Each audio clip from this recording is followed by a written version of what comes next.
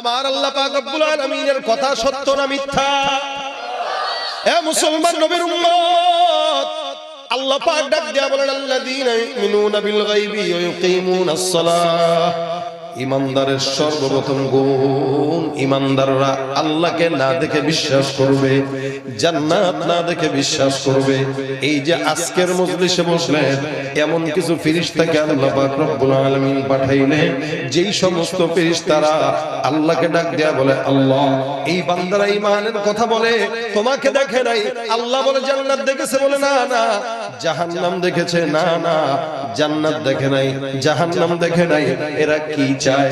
আল্লাহর ফেরেশতারা ডাক দেয়া বলে মালিক গো, এরা তোমাকে না দেখলেও, জান্নাত জাহান্নাম না দেখলেও, একমাত্র তোমার হাবিবের কথা শুনে, তোমার কথা শুনে এরা এখানে বসলো তোমার কাছে মাফ চাওয়ার জন্য।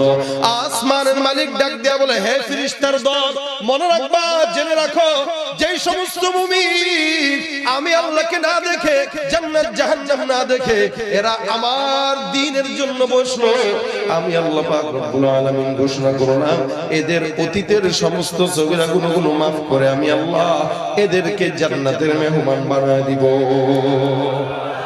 কেন? শুধুমাত্র বিশ্বাসের জন্য। আল্লাহ পাক রব্বুল আলামিন বলেন আল্লাযীনা ইউমিনুনা বিল গায়ব, অদৃশ্যের প্রতি বিশ্বাস করার নাম ঈমান। ঈমানটা তিনটা জিনিসের সমন্বয়কে বলা হয়। এক নাম্বার তাসদীক বিল জিনান, দুই নাম্বার ইকরার বিল লিসান, তিন নাম্বার আমল বিল আরকান। একজন ইমানদারের ভিতরে তিনটা জিনিস থাকবে। অন্তর দিয়ে বিশ্বাস করার নাম ঈমান। বান্দা অন্তর দিয়ে বিশ্বাস করবে আল্লাহ এক, এরপরে দুই নম্বরে ইকরার বিল লিসান। বান্দা অন্তর দিয়ে বিশ্বাস করার পর বান্দা তার জবান দিয়ে স্বীকার করবে লা ইলাহা ইল্লাল্লাহ মুহাম্মাদুর রাসূলুল্লাহ। আল্লাহর নবীর চাচা আবু তালেব আমার পয়গম্বরকে এমন মহব্বত করত, সাকরাতুল মাউত যখন চলে আসছে, আল্লাহর নবী, আল্লাহর পাক রব্বুল আলামিনের হাবিবের চাচা, রাসূলের চাচার কাছে আল্লাহর নবী কানে কানে যায় ডাক দেয়া বলেন, চাচা গো, আল্লাহর ওয়াস্তে দয়া করে একটা বারের জন্য স্বীকার করে নেন আমি মুহাম্মাদুর রাসূলুল্লাহ, আল্লাহর পয়গম্বর, আল্লাহ পাক রব্বুল আলামিন সত্য। এই কথাটা স্বীকার করেন, জান্নাতের জন্য সার্টিফিকেট দিয়ে দিব। আবু তালেব ডাক দেয়া বলে, মুহাম্মদ, তোমাকে বিশ্বাস করি, তুমি নবী, আল্লাহ একজন আছে, সব বিশ্বাস করে অন্তর থেকে কোনো সন্দেহ নাই, কিন্তু খবরদার জবান দিয়া বলতে পারবো না আমার ইন্তেকালের পর আমার সমস্ত সন্তানরা তোমাকে, আমাকে গালি দিবে, আমাকে গাদ্দার বলবে, আমাকে নাফরমান বলবে, যত কিছুই হোক না কেন জবান দিয়া স্বীকার করা সম্ভব নয়। আল্লাহর নবীর চাচা আবু তালেব রাসূলকে এত সহযোগিতা করার পর শুধুমাত্র কালেমা জবান দিয়া স্বীকার না করার কারণে জান্নাতি না জাহান্নামী, এতটুকু স্বীকারোক্তি না দেওয়ার কারণে জাহান্নামী। এরপরে তিন নম্বর আমল বিল আরকান, আল্লাহ পাক রব্বুল আলামিনের সমস্ত শরীয়তের হুকুমগুলো মানা, নিষেধগুলো মানা। এই মুসলমান বর্তমান সময়ে অন্তর দিয়ে বিশ্বাস করেন ওয়ালা লোক আছে, এখানে যারা আছেন সবাই কিন্তু আল্লাহকে বিশ্বাস করেন কিনা বলেন তো? সবাই জবান দিয়ে স্বীকার করেছেন কিনা বলেন তো? কিন্তু হ্যাঁ, অন্তর দিয়ে বিশ্বাসও আছে, জবান দিয়ে স্বীকারও আছে, কিন্তু লেকিন শেষ যেটা আমল বিল আরকান, এই জিনিসটা সমাজের মধ্যে পাওয়া যায় না। অর্থাৎ শরীয়তের সমস্ত হুকুমগুলো মানা যদি সমস্ত বান্দারা পালন করত, আল্লাহর কসম জমিনের মধ্যে সুদ ঘুষ দুর্নীতি এই জমিনে থাকতো না। সব বান্দারা বিশ্বাস করে, স্বীকারও করে, আমল করতে চায় না। এ মুসলমান নবীর উম্মত, যার কারণে সমাজের ভিতরে সন্ত্রাসী, যার কারণে জায়গায় জায়গায় যাত্রাগান, ঠিক কিনা জোরে বলেন? এ মুসলমান তো আছে, কিন্তু খাঁটি মুসলমান কয়জন? আল্লাহর নবী সাল্লাল্লাহু আলাইহি ওয়াসাল্লাম বলেন, ঈমান আনবা, ঈমান আনার মতো আনো। তিনটা জিনিসের সমন্বয়কে ঈমান বলা হয়। অন্তর দিয়া বিশ্বাস করবা, জবান দিয়া স্বীকার করবা, আর আল্লাহ পাকের সকল হুকুমগুলো মানবা। দাড়ি রাখে না, এটা আল্লাহর হুকুম মানা হয় না। জিনা করে, আল্লাহর হুকুম মানা হয় না। চুরি করে, আল্লাহর হুকুম মানা হয় না। এগুলো যত গুনাহের কাজ, 100-র মধ্যে 90% মুসলমানই বেশি করে, ঠিক কি না বলে? অধিকাংশ মানুষ আমল বিলার কান করে না, যার কারণে সমাজের পরিবর্তন নাই। এই কারণে তিন জিনিসের সমন্বয়কে বলা হয় ঈমান। এক নাম্বার অন্তর দিয়ে বিশ্বাস করব, দুই নাম্বার স্বীকার করব, তিন নাম্বার আমল করব। এ মুসলমান, এর পরের কাজটা কি? সাহাবা আজমাইন ঈমান আনলো, তারপরে স্বীকার করত। রাসূলের কাছে এসে ডাক দিয়া বলতে, ইয়া রাসূলুল্লাহ, আমি ঈমান নিয়ে আসলাম, এখন আমার দুই নাম্বার কাজ কি? নবী বলতেন, ঈমান যেহেতু নিয়ে আসছো, এখন দ্বিতীয় নাম্বার কাজ হলো নামাজ আদায় করা। ঈমানের পরে খুঁটির মধ্যে দুই নাম্বারটা কি? বলেন, জোরে বলেন। কালেমা আর নামাজ। আল্লাহ পাক বলেন, আল্লাযীনা ইউমিনুনা বিল গায়ব ওয়া ইউকিমুনাস সালাহ। অদৃশ্যের প্রতি বিশ্বাস করার নাম ঈমান। এরপরের যেটা হলো সালাত, আল্লাহ পাক জায়গায় জায়গায় বারবার বলেছেন, ওয়া ইউকিমুনাস সালাহ, নামাজ প্রতিষ্ঠা করো। সমাজের মধ্যে নামাজ আদায়ের চাইতে প্রতিষ্ঠা করার কথা আল্লাহ বললেন। কেন প্রতিষ্ঠা করার কথা বললেন? বলে প্রতিষ্ঠা হইলো নিজে নামাজ পড়বো, অন্যকেও নামাজ পড়াবো। আর আদায় হইলো আমি একা পড়বো, আমার সন্তানটা সকালবেলা ফজরের সময় ঘুমাবে। বাপ সন্তানকে ঘুমের মহাব্বতের কারণে ডাকে না, মূলত এটা মহাব্বত নয়, এটা হলো সন্তানকে ধাক্কা দিয়া জাহান্নামে ফেলানো, ঠিক কিনা?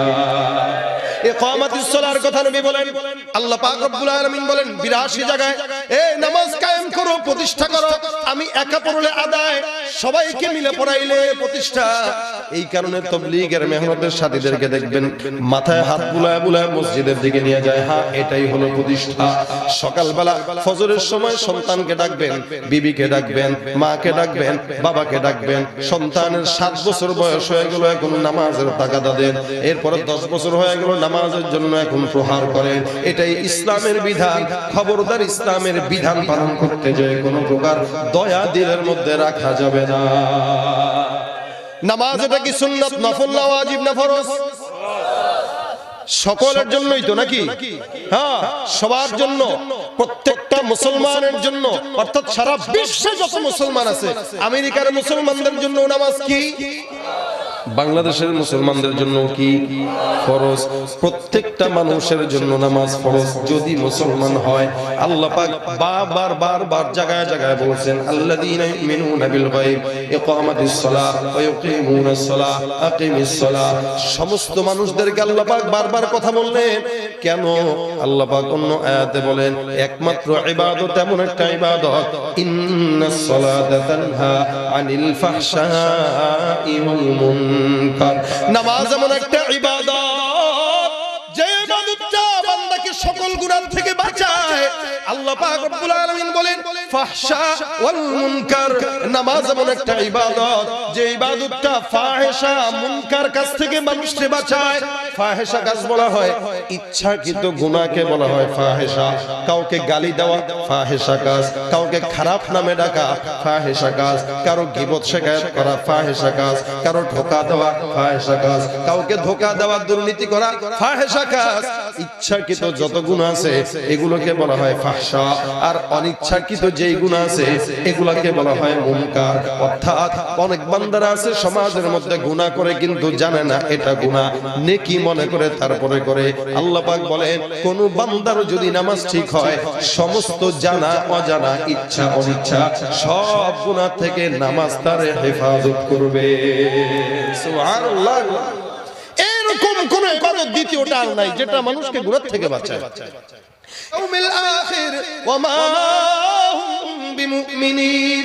মানুষের মধ্যে এমন এক দল থাকবে যারা নিজেরা নিজেদেরকে ঈমানদার বলবে, মুসলমান বলবে, লেকিন এরা মুসলমান দাবি করতে পারে কিন্তু হতে পারে না, কারণ যার নামাজ নাই তার ঈমানও নাই, ঠিক কিনা?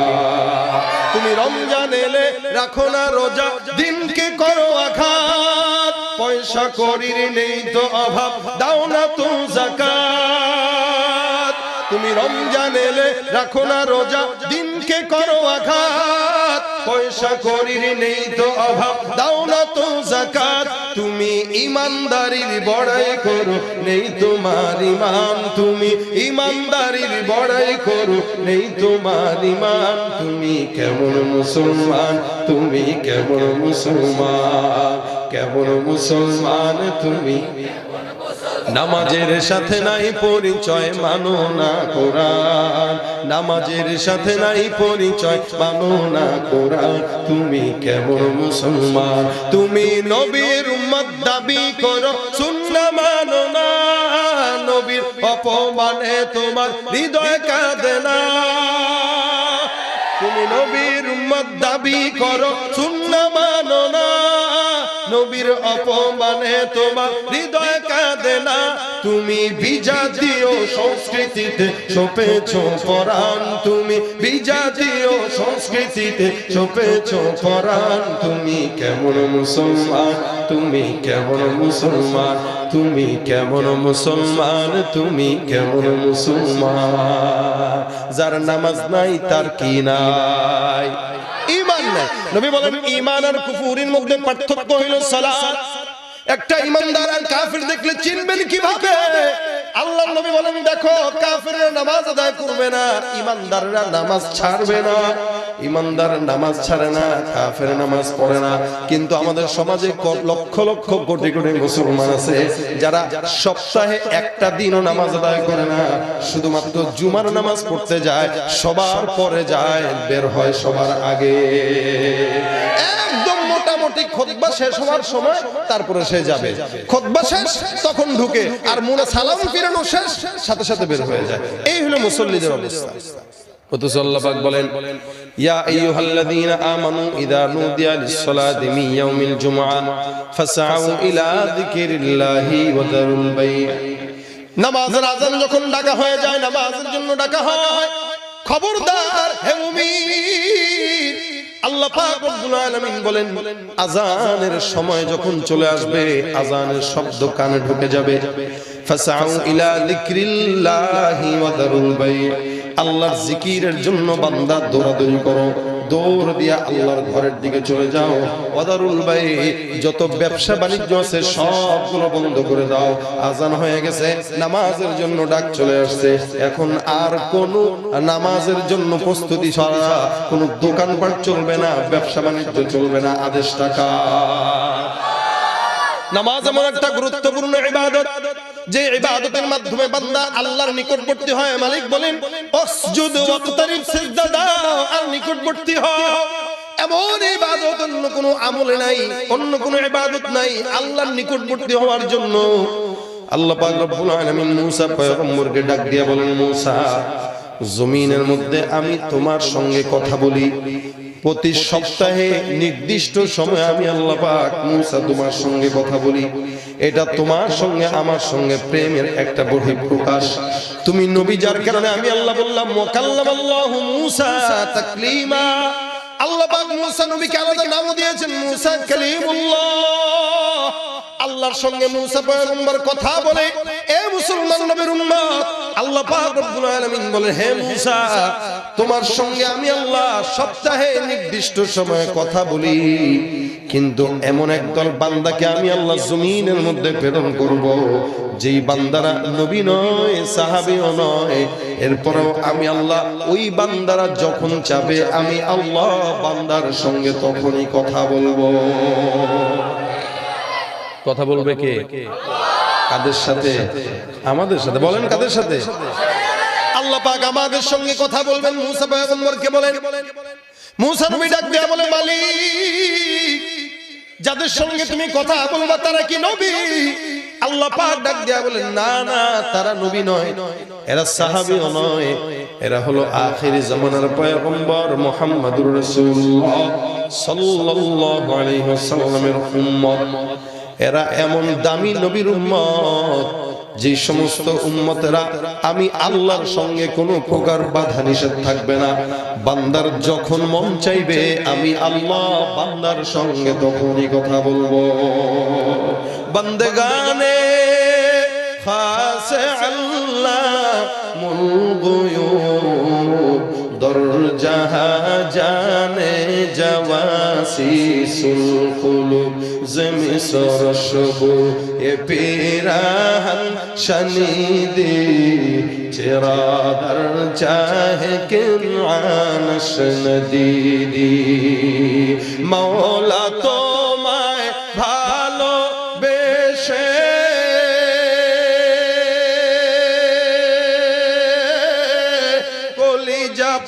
পুড়ে গন্ধ আসে মওলা তোমায় ভালোবেসে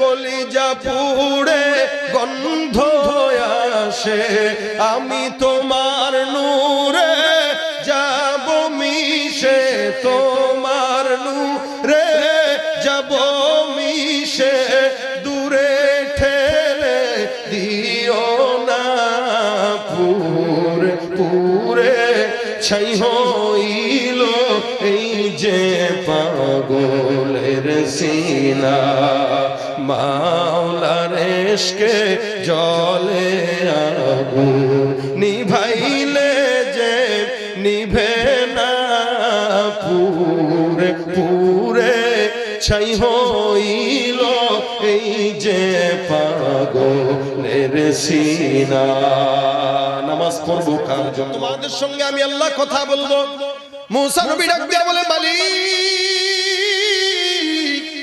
ওই বান্দারা কি নবী আল্লাহ বলেন না না এরা নবী নয় সাহাবীও নয় আখিরি নবী পয়গম্বর মুহাম্মদুর রাসূলুল্লাহর উম্মত এরা যখন ফজরের নামাজে দাঁড়াবে যোহরের নামাজে দাঁড়াবে আসরের নামাজ মাগরিবের নামাজ এশার নামাজের মধ্যে দাঁড়ায়া আমি আল্লাহর সামনে দাঁড়াবে আর সুন্দর করে পড়বে আলহামদুলিল্লাহ রাব্বিল আলামিন আমার আল্লাহ ডাক দিয়া বলেন হে উম্মত একটা বান্দা যখন নামাজের মধ্যে দাঁড়ায়া সূরা ফাতিহা একটা আয়াত করে করে তেলাওয়াত করবে বান্দা বলবে আলহামদুলিল্লাহি রাব্বিল আলামিন আমি আল্লাহ বান্দার জবাব দেয়া বলবো হামিদানি রাব্বি অর্থাৎ এক একটা আয়াতের বিপরীতে আমি আল্লাহ নামাজের মাধ্যমে বান্দার সঙ্গে কথা বলবো সুবহানাল্লাহ কে কথা বলবেন নামাজের মাধ্যমে নামাজটা আল্লাহর সঙ্গে কথা বলার সবচেয়ে বড় আমল এই কারণে আল্লাহর নবী বলেন নামাজ পড়ো নামাজ এমন একটা ইবাদত সাহাবা একরাম দেখতো পয়গম্বর নামাজে দাঁড়াইতেন আল্লাহর নবী একদিন নামাজ পড়ার পর সাহাবা আজমাইন নামাজের পরে ডাক দেয়া বলতেছেন ইয়া রাসূলুল্লাহ আমি আপনাকে নামাজের মধ্যে দেখলাম নামাজের মধ্যে যেন কি খাইতে যান রাসূল ডাক দিয়া বলেন হে সাহাবা একরাম কেমনে বুঝলাম আমি খাইতে যাই সাহাবা আজমাইন ডাক দিয়া বলে ইয়া রাসূলুল্লাহ আপনি যে খাইতে গেছেন আপনার দাড়ি মোবারক নড়ছে এটা দেখে বুঝতে পারছি কারণ সাহাবা আজমাইন নামাজের মধ্যে পয়গম্বরের দিকে নজর দিতেন এটাই তাদের একটা ইবাদত ছিল রাসূল কি করে না করে সব কিছু সাহাবা আজমাইন পর্যবেক্ষণ করতেন আমার নবী ডাক দিয়া বলে হ্যাঁ তোমরা যা দেখছো সত্য হে সাহাবা আজমাইনের দল মনে রাখবা আমি যখন পয়গম্বর নামাজের মধ্যে দাঁড়াই আল্লাহ পাক রব্বুল আলামিন আমি নামাজে দাঁড়ানোর পর জান্নাত থেকে নিয়ামত আঙ্গুরের থোকা আমি রাসূলের সামনে তুলে ধরে রাসূল নামাজের মধ্যে দাঁড়ায় আল্লাহ পাক আঙ্গুরের থোকা তুলে ধরে তো নবী বলেন আমি কখনো খাইতে যাই কখনো ছেড়ে দেই যে না থাক এটা জান্নাতের নিয়ামত অর্থাৎ রাসূল এমন ভাবে নামাজ পড়তেন যে জান্নাতের নিয়ামত চোখের সামনে চলে আসতো সুবহানাল্লাহ আপনাদের কাছে এই কথাটা মনে হয় কোনো কথাই মনে হয় না যেমন চুপচাপ বসে রয়েছেন এ মিয়া বরত্বের কথা শুনলে সুবহানাল্লাহ বলতে হয় আর একবার সুবহানাল্লাহ জান্নাতে একটা গাছ লেগে যায় যে সমস্ত কৃপণ এখনো বলে নাই এদের কপালে হেদায়েত আছে কিনা আল্লাহ মাবুদ জানে বাকি যারা বলছেন ইনশাআল্লাহ ইন্না ফিল জান্নাতি লাশাজারা আল্লাহ পাকের হাবিব বলে ওর জান্নাতে একটা গাছ লেগে গেছে এখন বলছেন যারা আরেকটা লাগছে সুবহানাল্লাহ এইজন্য বুখারী শরীফের সর্বশেষ হাদিস এটাই ইমাম বুখারী রাহমাতুল্লাহ আলাইহি ইরশাদ করেছেন কালিমাতানি হাবিবাতানি ইলার রহমান খফীফাতানি আলাল লিসান সাকিলাতানি ফিল মিজান সুবহানাল্লাহি ওয়া বিহামদিহি সুবহানাল্লাহিল আযীম বলে সুবহানাল্লাহিল আযীম তামলাআন বলে আসমান আর জমিনের মধ্যে যত কিছু আছে আল্লাহ পাক সব কিছু আমল দিয়ে ভরপুর করে দেয় বুদাল্লাহ কান্নাকা তারাহু ফাইন লাম তাকুন তারাহু ফাইন্নাহু ইয়ারাক নামাজের মধ্যে দাঁড়াবেন ইবাদতটা এমন ভাবে করেন যেন আপনি আপনার মালিককে দেখেন চক্ষু দিয়া মালিককে যদি দেখতে না পাও নবী বলেন ফাইন লাম তাকুন তারাহু ফাইন্নাহু ইয়ারাক এমন ভাবে নামাজ আদায় করো যেন আসমানের মালিক তোমাকে দেখে। অর্থাৎ নামাজের মধ্যে দাঁড়াইলাম বান্দার জন্য নয়, নামাজের মধ্যে দাঁড়াইলাম কাউকে দেখার জন্য নয়। আল্লাহ বলেন ওই সমস্ত নামাজীদের জন্য বদদুয়া, ফাওয়াইলুল লিল মুসাল্লিন আল্লাযীনা হুম আন সালাতিহিম সাহুন আল্লাযীনা হুম ইউরাউন। এমন একদল নামাজি থাকবে যারা মানুষকে দেখার জন্য নামাজ আদায় করে। নবী বলেন এই সাহাবা আজমাইনের দল এক প্রকার মানুষকে আল্লাহ পাক নামাজীদেরকে ডাকবে, কিয়ামতের ময়দানে বলবে নামাজ কার জন্য পড়ছো? বান্দা বলবে মালিক তোমার জন্য। আল্লাহ বলবেন মিথ্যুক, আমার জন্য পড়ো নাই।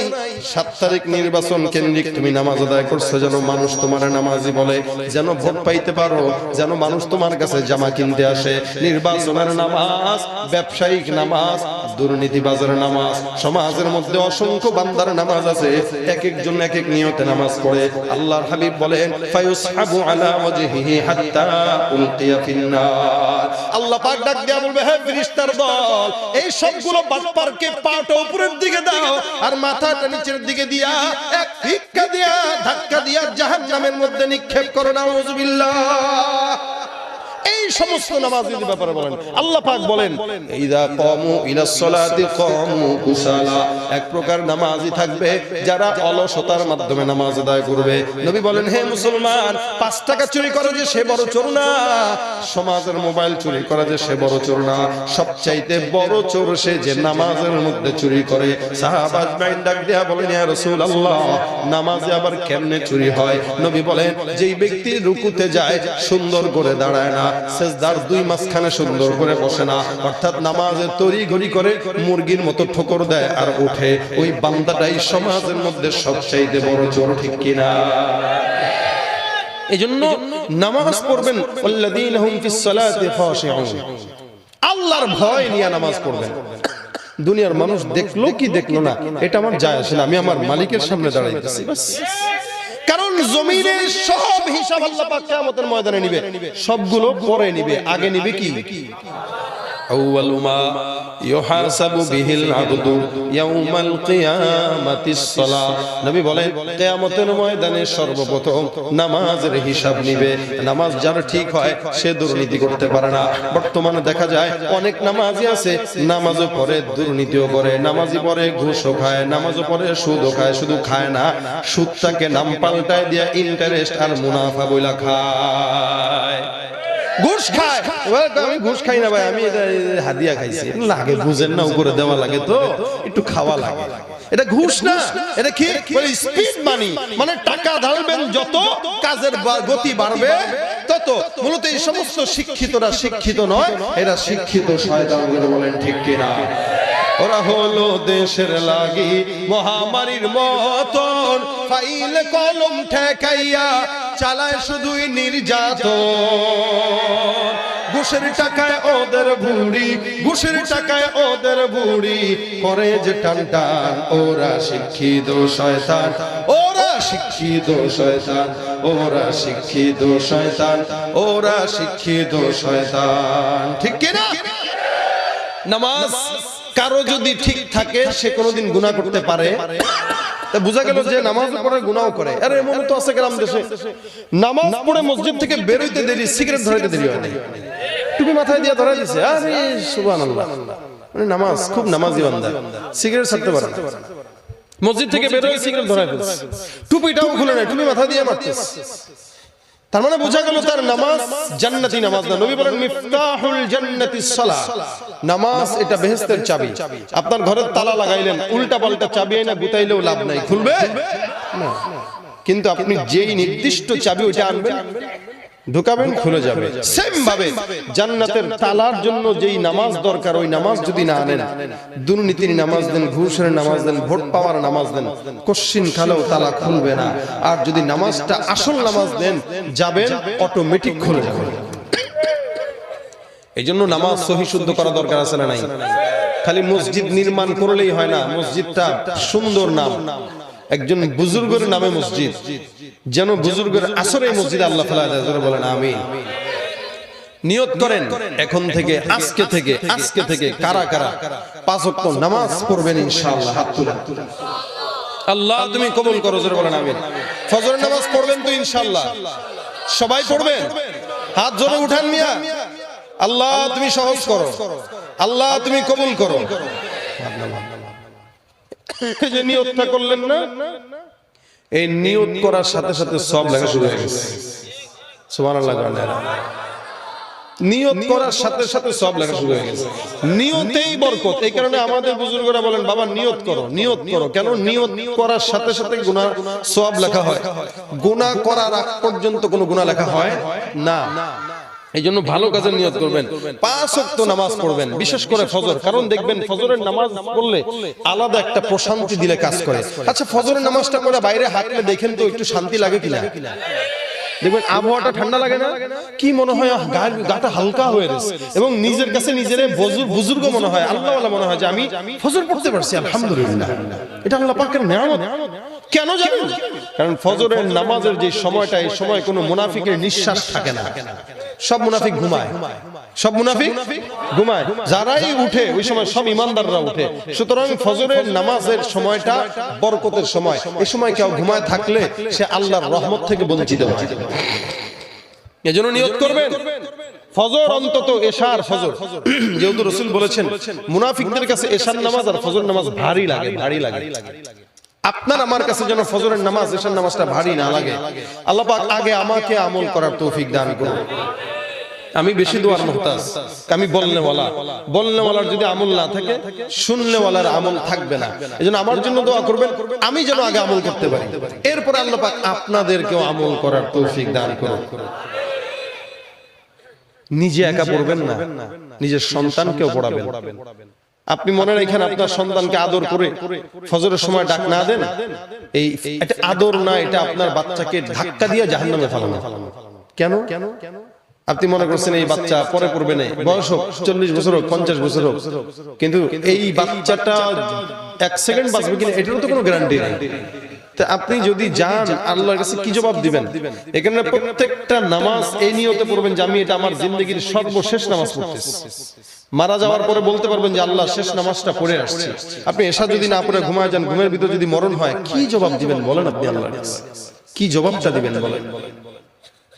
আপনি এশা পড়ছেন, মৃত্যু হয়েছে, আপনার বাড়ির পাশের লোকরাই বলবে যে আলহামদুলিল্লাহ আমার ছেলেটা অন্য সময় নামাজ না পড়লে আজকে এশার নামাজটা পড়ে মৃত্যুবরণ করছে, যাক শেষ নামাজটা তো পড়তে পারছে।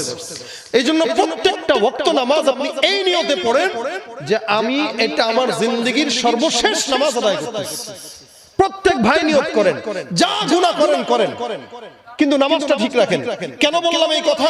কারণ নামাজ পড়তে পড়তে একদিন দেখবেন গুনাহ মুক্ত হয়ে গেছেন আপনি। নামাজটা ছেড়েন না, কারণ নামাজ আর গুনাহ একসঙ্গে হয় না। নামাজ পড়তে থাকেন, ওদিকে গুনাহ চলতে আছে। একদিন 2 দিন দেখবেন গুনাহ একটা একটা করে কমবে, একটা একটা করে কমবে। একদিন ইনশাআল্লাহ নামাজের বরকতে জিন্দেগি গুনাহ মুক্ত হয়ে যাবে ইনশাআল্লাহ। এই জন্য যুবকরা বিশেষ করে বলি, যুবক ভাই যারা আছেন এরা নামাজ পড়বেন। কেন? মুরব্বি বয়স হইলে নামাজ প্রপারলি করা যায় না। এই রুকু দিতে যাবেন, মাজায় ব্যথা, বাতের ব্যথা, বসে নামাজ পড়া লাগবে, কত কাহিনী। ওযু করবেন, এক ওযুতে 3 বার ওযু করা লাগে। এক ওযু করার সময় 3 বার ওযু ভাঙে, কারণ সব ঢিলা না। এরপর নামাজ পড়তে যাবেন, দেখবেন ফরজ নামাজে একবার ওযু ভাঙছে, সুন্নাত পড়তে যায় আরেকবার ভাঙছে। কেন? ওই মুরব্বি তো, কোনো কন্ট্রোল নাই। আর জোয়ান মানুষ যোহরের আজান দিয়া, যোহরের ওযু দিয়া পারলে মাগরিবে পড়তে পারবে, কারণ তার সবকিছু টাইম। ও যেভাবে সিজদা করবে মুরব্বি সেভাবে পারবে না, ও যেভাবে রুকু করবে মুরব্বি সেটা পারবে না। এই কারণে যৌবনের ইবাদতের কারণে আল্লাহ রাসূল বলেন ওয়াশাবুন নাশা ফি ইবাদাতিল্লাহি তাআলা, এক প্রকার যুবক যাদেরকে আল্লাহ পাক কিয়ামতের ময়দানে আল্লাহর আরশের নিচে ছায়া দিবে, যারা যৌবনে আল্লাহর ইবাদত করবে। সুবহানাল্লাহ। এজন্য প্রত্যেকটা যুবককে বলি, ভাই আল্লাহর রাস্তে এই সমস্ত যাত্রা গান, ফালা গান বাদ দেন। মাহফিল করেন আবার যাত্রা গানও করেন, কোনো ফায়দা নেই। একটাই থাকেন, মসজিদেও যান, মন্দিরেও যান, কোনো ফায়দা নেই। একটা ইমানদার তার স্বকীয়তা থাকবে, আমল তার স্বকীয়তা, সে এটাতে থাকবে, তো গুনাহটায় সে যেতে পারবে না। এই জন্য নিয়ত করেন যুবকেরা, এলাকার 5 জন যুবক যদি একসঙ্গে হয়ে যায়, আমার বিশ্বাস এই এলাকা শান্তির এলাকা হয়ে যাবে। কারণ যুবকরাই যত মাদক, ইয়াবা, গাঁজা, ফেন্সিডিল যা খায় এগুলা যুবকরা খায়, ঠিক না? খায় তো খায়া টাল মাল হয়ে এসে বউরে কয় আম্মা দরজা খুলো। এই জন্য যুবকদের জন্য দোয়া করেন, আল্লাহ যুবকদেরকে 5 ওয়াক্ত নামাজি বানায় দেয়, যুবকদেরকে আল্লাহ পাক রব্বুল আলামিন এই সমস্ত খারাপ কাজ থেকে যেন হেফাজত করে, বলেন আমিন। 5 ওয়াক্ত নামাজ পড়বো তো ইনশাআল্লাহ। মাগরিব থেকে এই পর্যন্ত অনেক আলোচনা শুনছেন, সব আলোচনা ভুলে গেলেও কোনো সমস্যা নাই, একটা যদি মাথায় রাখতে পারেন, সেটা কি বলেন জোরে? আদায় করব না প্রতিষ্ঠা করব? প্রতিষ্ঠা করব। বলেন কি করব? প্রতিষ্ঠা মানে আমি নিজেও পড়ব, সমাজের মানুষকেও পড়াবো, এটা সমাজে প্রতিষ্ঠা করা। আল্লাহ পাক আমাদের সকলকে এই নামাজ প্রতিষ্ঠা করার তৌফিক দান করুন।